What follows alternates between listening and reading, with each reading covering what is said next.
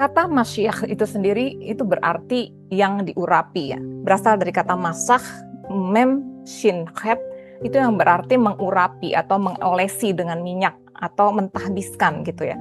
Nah, siapa sih yang diurapi? Itu adalah nabi, imam, dan raja kalau di Perjanjian Lama.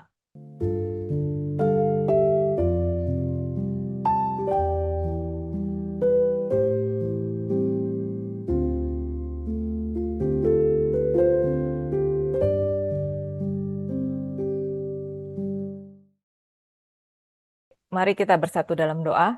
Bapa, kami mengucap syukur Bapa karena Engkau baik, karena kasih setiamu kekal selama-lamanya. Kami mengucap syukur untuk malam hari ini di Indonesia dan juga pagi hari di Amerika ataupun di belahan dunia lain. Kami percaya Tuhan Engkau bersama-sama dengan kami. Dan kalau kami mau mendengarkan kebenaran-kebenaran firman-Mu, Engkau sendiri yang mau tuntun, Roh Kudus, Engkau sendiri yang mau berbicara Tuhan.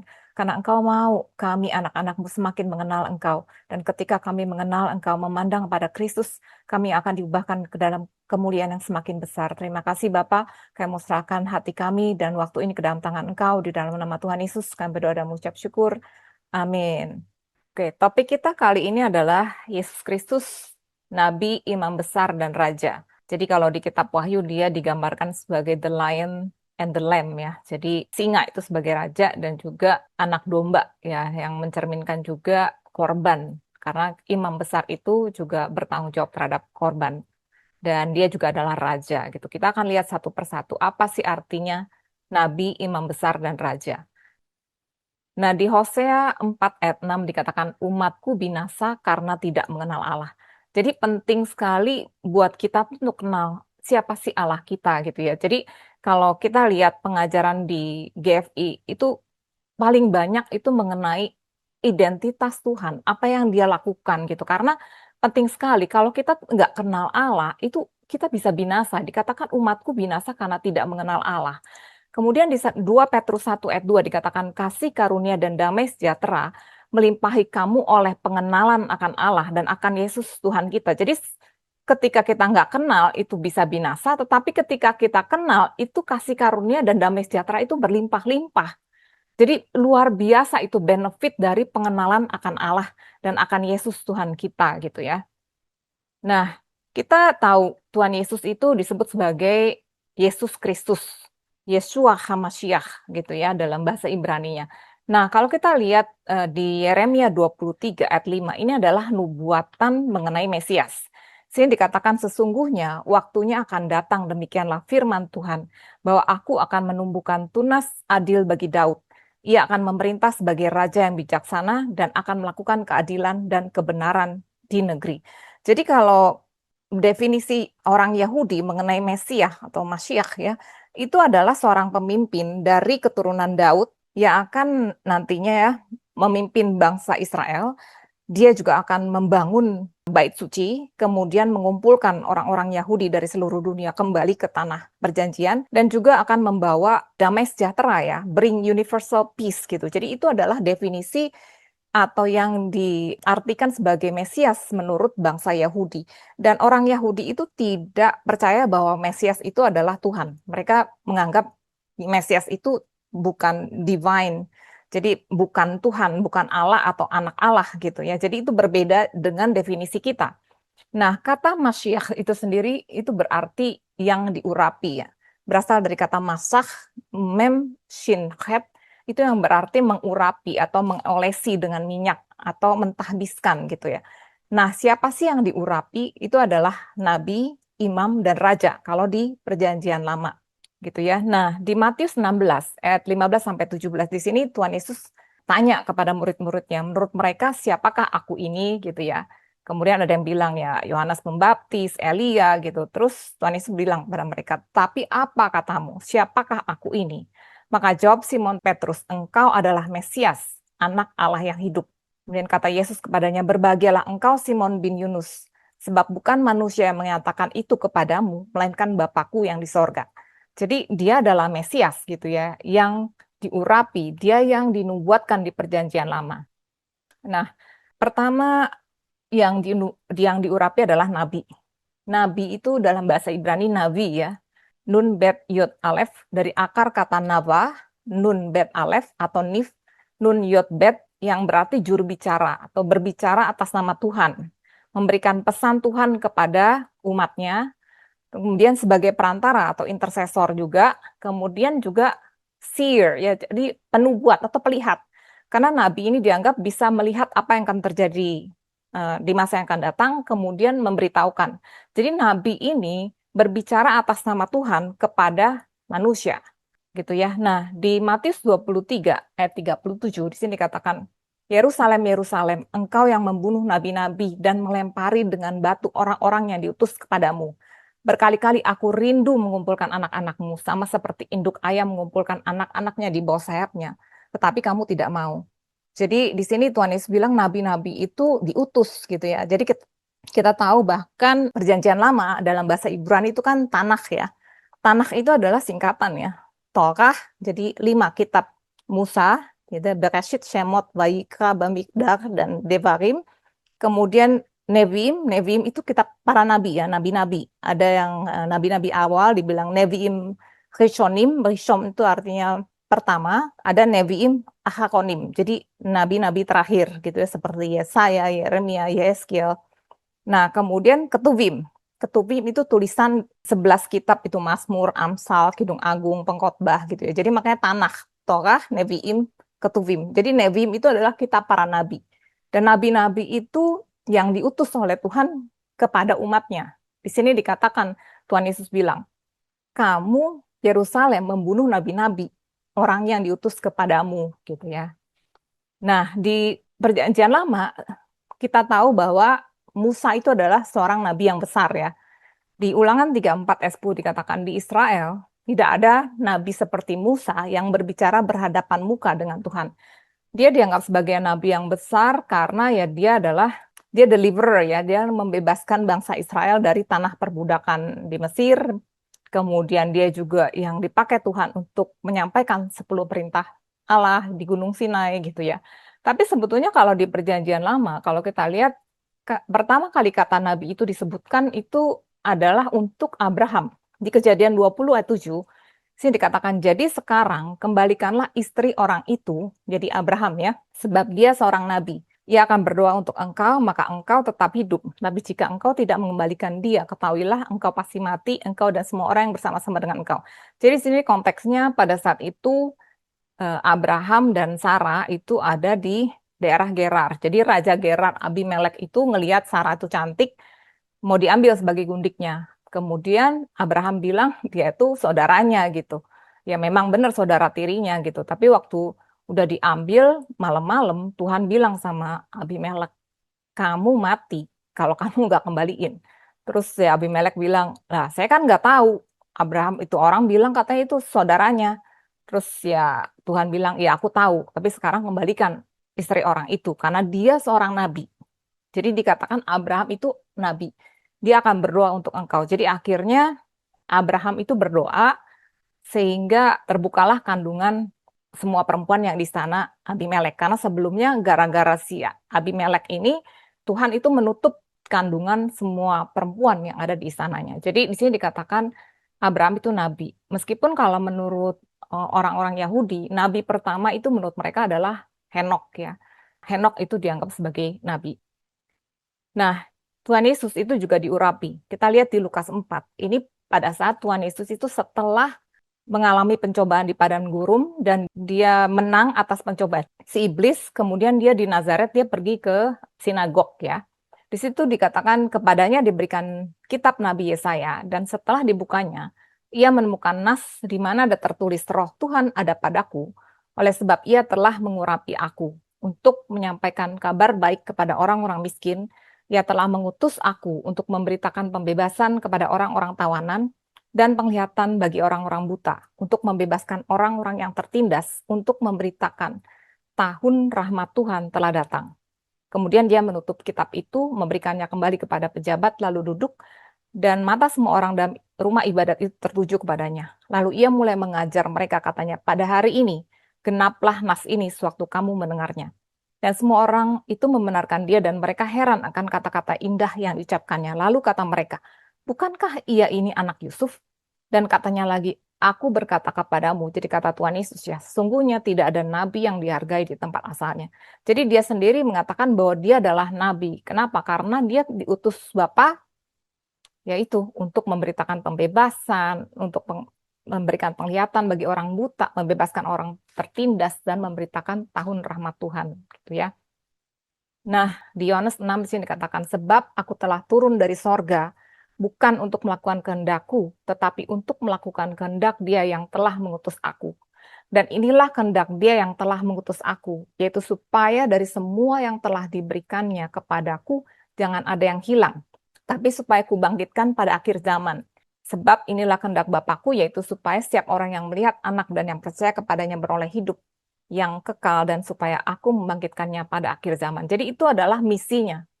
Misinya adalah dia mencari yang hilang, kemudian semua yang diberikan kepada dia, itu nggak akan ada satu pun yang hilang. Itu misinya dia ya. Bayangin kalau misalnya ada orang yang menganggap dombanya itu bisa hilang, itu berarti misinya Tuhan Yesus tidak tercapai gitu ya. Dan itu nggak mungkin. Karena di sini dia katakan misinya adalah semua yang diberikan padanya, nggak ada yang hilang. Itulah kehendak Bapa, supaya setiap orang yang melihat anak dan yang percaya beroleh hidup yang kekal, dan aku membangkitkannya pada akhir zaman. Nah, sekarang kita lihat imam besar ya, imam dan imam besar di Perjanjian Lama. Apa sih tugasnya imam besar? Jadi kalau nabi itu kan dia merepresentasikan Tuhan kepada manusia. Kalau imam besar itu kebalikannya, dia merepresentasikan manusia ke hadapan Tuhan gitu ya. Dia tuh juga sebagai mediator juga, perantara. Dia bertanggung jawab atas sacrificial system, jadi sistem korban, dan juga temple guardian. Jadi bertanggung jawab atas pekerjaan di kemah suci. Nah, di Keluaran 28, di sini dikatakan, Tuhan berkata kepada Musa ya, engkau harus menyuruh abangmu Harun bersama-sama dengan anak-anaknya datang kepadamu dari tengah-tengah orang Israel untuk memegang jabatan imam bagiku. Harun dan anak-anak Harun, yaitu Nadab, Abihu, Eleazar, dan Itamar. Haruslah engkau membuat pakaian kudus bagi Harun abangmu sebagai perhiasan kemuliaan. Maka semuanya itu haruslah kau kenakan pada abangmu Harun bersama-sama dengan anak-anaknya. Kemudian engkau harus mengurapi, mentahbiskan, dan menguduskan mereka, sehingga mereka dapat memegang jabatan imam bagiku. Jadi jabatan imam itu hanya diberikan kepada anak-anak Harun. Memang Tuhan itu mengatakan bahwa suku Lewi itu adalah kepunyaan dia. Kenapa suku Lewi itu kepunyaan dia? Ya karena dikatakan bahwa seharusnya anak sulung itu adalah kepunyaan Tuhan. Jadi untuk menggantikan itu, suku Lewi semuanya, semua orang suku Lewi itu adalah milik Tuhan gitu ya. Dan harus melakukan pekerjaan di pelayanan di kemah suci. Tetapi khusus untuk orang-orang yang memberikan korban, itu harus imam. Jadi anak-anak Harun, harus dari keturunan Harun. Bahkan bukan keturunan Musa ya, harus dari keturunan Harun. Dan imam-imam itu bisa banyak ya, tetapi imam besar itu hanya satu. Dan imam besar itu dia punya pakaian khusus. Disuruh nih, kalau kita baca di Keluaran 28, itu spesifik banget bagaimana pakaian imam besar itu. Dan sebetulnya kalau kita lihat itu semua adalah cerminan dari Tuhan Yesus. Mungkin kapan-kapan kita bahas ya. Jadi ada serban, ada patam, ada tutup dada, baju efod, gamis, ikat pinggang, kemeja, celana lenan, itu semua gambaran dari Tuhan Yesus sebetulnya dan pelayanan Tuhan Yesus gitu ya. Nah, apa sih tugas dan wewenang para imam dan imam besar? Sini dikatakan di Bilangan 18 ya. Tetapi engkau ini, jadi Harun beserta anak-anakmu, harus memegang jabatanmu sebagai imam dalam segala hal yang berkenaan dengan mezbah, korban ya, dan dengan segala sesuatu yang ada di belakang tabir. Di belakang tabir itu artinya di ruang Maha Kudus. Karena ada tabir yang memisahkan ruang kudus dengan ruang Maha Kudus. Dan yang bisa masuk ke belakang tabir itu, ke ruang Maha Kudus, itu hanya imam besar dan itu pun setahun sekali. Kemudian di Keluaran 28 ya 36-38 dikatakan juga haruslah engkau membuat patam, itu topi gitu ya, dari emas murni, dan pada patam itu kau diukirkan seperti materai. Jadi seperti materai ya di topinya itu, kudus bagi Tuhan, Kodesh Ladonai. Patam itu haruslah ada pada dahi Harun dan Harun harus menanggung akibat kesalahan terhadap segala yang dikuduskan oleh orang Israel, yakni terhadap segala persembahan kudusnya, maka haruslah patam itu tetap ada pada dahinya sehingga Tuhan berkenan akan mereka, bukan akan dia, tapi akan mereka. Jadi makanya dia tuh adalah representasi dari manusia ke hadapan Tuhan. Dia tuh harus kudus, imam besar itu harus kudus. Bahkan di tradition itu disebutkan ya bahwa kalau imam besar itu dia masuk ke ruang maha kudus tapi ternyata dia nggak kudus, ya itu dia bisa mati. Makanya di kakinya itu dikasih tali yang berisi kelenengan. Kalau tiba-tiba dia berhenti bergerak ya, itu dia akan ditarik karena kan nggak boleh ada orang yang masuk ke belakang Pak Tabir selain dia. Jadi kalau misalnya dia tiba-tiba mati dia harus ditarik gitu, pakai tali yang ada kelenengannya itu gitu ya. Jadi di situ makanya dikatakan bahwa dia sendiri harus kudus. Makanya pada saat dia masuk ke belakang tabir, dia akan memercikan darah lembu jantan dulu untuk minta pengampunan buat dosanya dia.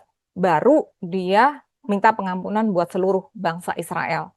Nah, di Bilangan 20 di sini sebelum Harun itu mati, itu bahkan ya Musa itu harus menanggalkan pakaian Harun, pakaian kekudusannya itu ya.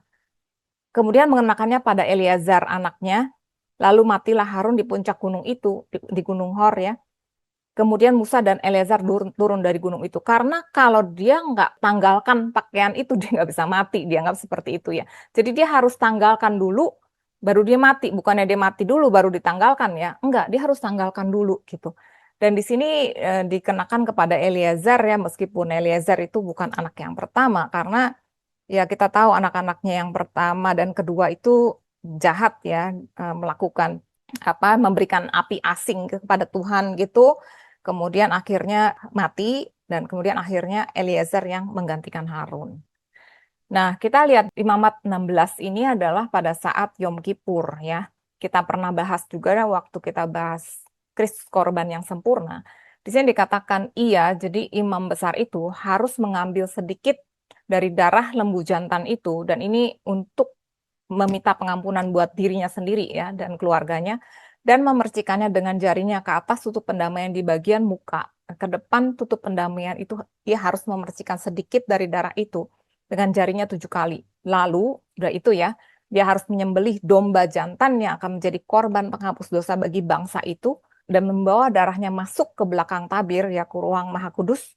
Kemudian haruslah diperbuatnya dengan darah itu seperti yang diperbuatnya dengan darah lembu jantan, yakni ia harus memercikannya ke atas tutup pendamaian dan ke depan tutup pendamaian itu. Dengan demikian, ia mengadakan pendamaian bagi tempat kudus itu karena segala kenajisan orang Israel dan karena segala pelanggaran mereka, apapun juga dosa mereka. Jadi dia mewakili seluruh bangsa Israel gitu ya untuk minta pengampunan, pendamaian kepada Tuhan gitu ya.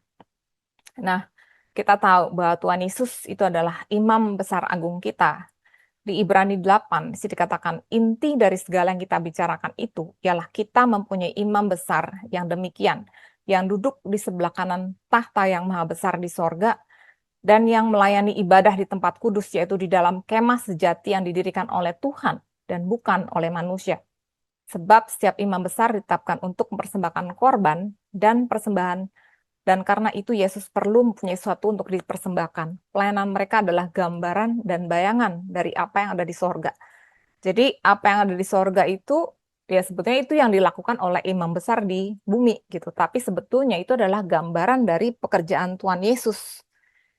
Nah, di Ibrani 9 di sini, ayat 11-12 ini dikatakan, tapi Kristus telah datang sebagai imam besar untuk hal-hal yang baik yang akan datang. Ia telah melintasi kemah yang lebih besar dan yang lebih sempurna, yang bukan dibuat oleh tangan manusia, artinya tidak termasuk ciptaan ini.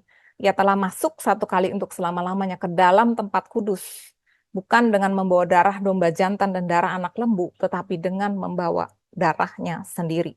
Jadi kita tahu juga ketika Tuhan Yesus mati, akhirnya tabir yang memisahkan ruang kudus dan ruang maha kudus itu kan terbelah dua ya. Sampai akhirnya ya manusia itu akhirnya bisa datang langsung kepada Tuhan gitu. Tanpa harus melalui imam-imam besar yang ada di bumi. Karena kita yang ada di dalam Kristus. Kristus itu adalah imam besar yang sudah duduk di sebelah kanan Allah Bapa gitu ya. Jadi ya kalau sekarang bangsa Israel itu kepengen bikin lagi bait suci, kemudian katanya juga akan sudah ditunjuk ya oleh Sanhedrin itu Bakuk Kahane yang dia adalah high priest, dianggap dia adalah keturunan dari Harun, namanya dia Kahane. Sebenarnya kalau Kohen itu kan imam ya. Biasanya orang Yahudi itu tahu kalau mereka keturunan suku Lewi atau keturunan Harun itu mereka tahu dari nama belakang mereka. Jadi kayak ini kan Kahane gitu ya, dari kata Kohen, imam. Atau kadang kalau orang bilang itu Levis ya, kalau kita tahu Jean Levis, itu juga dia kan dipercaya dia adalah orang Lewi. Kemudian Adam Levine gitu, itu penyanyi, dia juga belakangnya Levin. Jadi dipercaya mereka tuh yang punya nama belakang atau last name-nya ya kayak Levi atau Cohen itu mereka dipercaya mereka adalah keturunan dari suku Lewi gitu. Tetapi kita tahu itu Tuhan Yesus itu sudah selesai. Jadi buat kita orang Kristen, tubuh kita adalah bait Roh Kudus gitu. Dan Tuhan Yesus itu adalah imam besar kita. Jadi kita nggak perlu kemah suci yang baru, kita nggak perlu lagi korban-korban gitu ya, karena itu sudah selesai. Jadi kita bisa lihat bahwa imam besar itu pelayanan di kemah suci atau bait suci itu harus dari suku Lewi, ya. Sementara raja itu harus dari suku Yehuda. Jadi nggak mungkin orang dari keturunan yang dari Yehuda itu jadi imam atau imam besar, atau orang dari keturunan Lewi itu menjadi raja gitu ya. Halo semuanya, salam sejahtera dan semoga semua dalam keadaan sehat. Selamat berjumpa dalam Grace for Indonesia. Nama saya Rita, dan jika saudara belum mengenal Tuhan Yesus dan mau mendapatkan hidup yang kekal, saya undang saudara untuk menerima Dia di dalam hidupmu. Mari kita berdoa bersama-sama dan ikuti kata-kata saya. Tuhan Yesus, aku bersyukur karena Engkau mengasihi aku. Aku mengaku bahwa aku adalah orang berdosa dan membutuhkan pengampunan-Mu. Aku percaya Engkau adalah firman Tuhan yang datang dari surga. Engkau mengasihi aku dan mau mati di salib untuk menebus semua dosaku. Aku mengundang Engkau Tuhan untuk masuk ke dalam hatiku sebagai Tuhan dan Juru Selamat pribadiku. Dan biarlah Roh-Mu sendiri yang menuntun aku untuk hidup bagi-Mu, mulai dari sekarang sampai selamanya. Di dalam nama-Mu Tuhan Yesus, aku berdoa, amin. Nah, jika saudara baru saja menerima Tuhan Yesus sebagai Tuhan dan Juru Selamat saudara, selamat saudara sudah menjadi warga kerajaan surga. Teruslah belajar kebenaran melalui firman-Nya. Firman Tuhan di 2 Petrus 1 ayat 2 mengatakan, kasih karunia dan damai sejahtera melimpahi kamu oleh pengenalan akan Allah dan akan Yesus Tuhan kita. Jadi semakin kita mengenal Tuhan, semakin kita dilimpahi oleh kasih karunia dan shalom. Shalom itu termasuk kesehatan, penyediaan, damai sejahtera, dan sukacita. Kita punya Tuhan yang luar biasa. Saya berharap apa yang kami bagikan memberkati saudara, dan kalau saudara punya pertanyaan mengenai topik yang kami bahas ataupun mengenai firman Tuhan, silakan masukkan ke dalam komen. Kalau video ini memberkati saudara, tolong di like, subscribe, dan di share supaya menjadi berkat juga buat banyak orang. Terima kasih, Tuhan Yesus memberkati.